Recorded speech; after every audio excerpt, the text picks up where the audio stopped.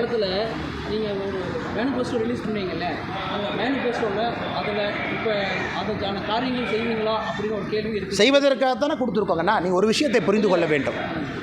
அதாவது இத்தனை காலமாக கோயம்புத்தூரில் நடக்காததை நாங்கள் கையில் எடுத்திருக்கோம், அதை நடத்தி காட்டுவோம். இத்தனை காலமாக 10 ஆண்டு காலமாக அதிமுகவினுடைய ஊழலை கோயம்புத்தூர் மக்கள் பார்த்தாங்க. ஸ்மார்ட் சிட்டியிலிருந்து எல்லாத்துலேயும் ஊழலை பார்த்தாங்க. அதையெல்லாம் கையில் எடுத்து தனிப்பட்ட முறையில் ஒரு வேட்பாளராக, ஒரு கட்சியினுடைய தொண்டனாக அதை செய்து காட்டுவது என்னுடைய சங்கல்பம். அது படிப்படியாக அனைத்தையும் செய்து காட்டுவோம். அது மக்களுக்கு தெரியும். அண்ணாமலை சொன்னால் செய்வாருன்னு தெரியும். அதை செஞ்சு காட்டுவோம்.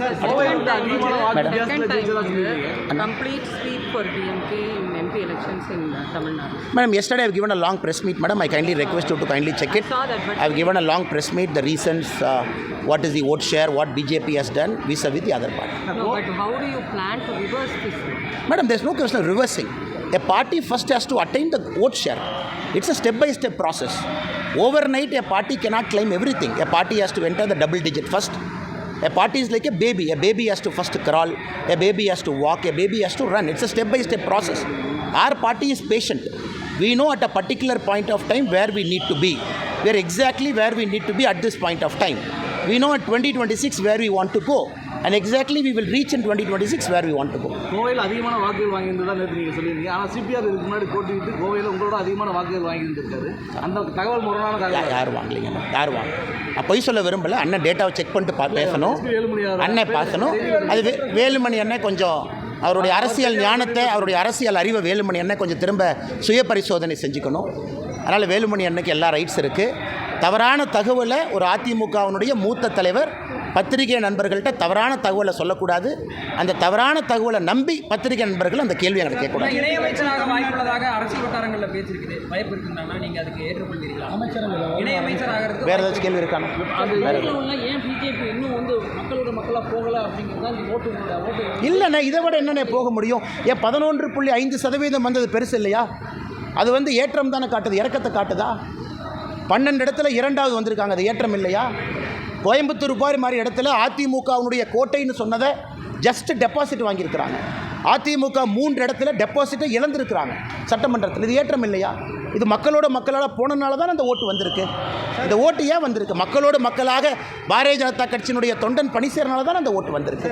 அடுத்து வெற்றி 3 முனை போட்டி 2 முனை போட்டியாக மாறி 40%, 45% வாக்கு வங்கி அடுத்து வரும். It's a step by step process.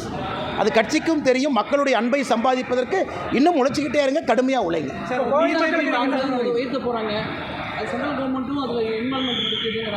என்ன சென்ட்ரல் கவர்மெண்ட்டுக்கு இன்வால்மெண்ட்னு ஜிஓ இஷ்யூ பண்ண சொல்லுங்கள். மாநில அரசு வெள்ளை அறிக்கை கொடுக்கட்டும். சென்ட்ரல் கவர்மெண்ட் எங்கே கரண்ட்டை ஏற்ற சொல்லி எப்போ சொன்னாங்க? அதுக்கப்புறம் நான் பதில் சொல்கிறேன். சும்மா உங்கள் பொய்யை பேசி தெரிஞ்சு எப்போ நான் பதில் சொல்கிறது? நாங்கள் உங்களுக்கு கடமைப்பட்டிருக்கின்றோம். ஒரு சரித்திரம் காணாத அளவுக்கு நம்பிக்கை வைத்து வாக்களிச்சிருக்கிறீங்க. ஆளும் கட்சி போட்ட எல்லா இடர்பாடுகளை தாண்டி வாக்களிச்சிருக்கிறீங்க. ஆளும் கட்சியினுடைய பணபலம் படைபலத்தை தாண்டி வாக்களிச்சிருக்கிறீங்க. இங்கே இருக்கக்கூடிய எம்எல்ஏக்கள் யார் இருந்தும் கூட அதையும் தாண்டி வாக்களிச்சிருக்கிறீங்க. நீங்கள் பாரதிய ஜனதா கட்சியின் மீது வைத்திருக்கக்கூடிய நம்பிக்கை அதை காட்டுது. இந்த நம்பிக்கைக்கு எப்பொழுதும் நாங்கள் எங்களுடைய உழைப்பு என்பது இரட்டிப்பாக கோவை மக்கள், குறிப்பாக அவர்களுடைய வளர்ச்சி, நாங்கள் சொல்லியிருக்கக்கூடிய செயல் திட்டங்கள் எல்லாம் கொண்டு வருகின்றோம். இந்த வாக்கு எங்களை உற்சாகப்படுத்தி ஊக்கப்படுத்தி இருக்கிறது. நாங்கள் சரியான பாதையில் தான் செல்லுகின்றோம் என்று தமிழக மக்கள், கோயம்புத்தூர் மக்கள் அந்த செய்தியை சொல்லியிருக்கின்றார்கள்.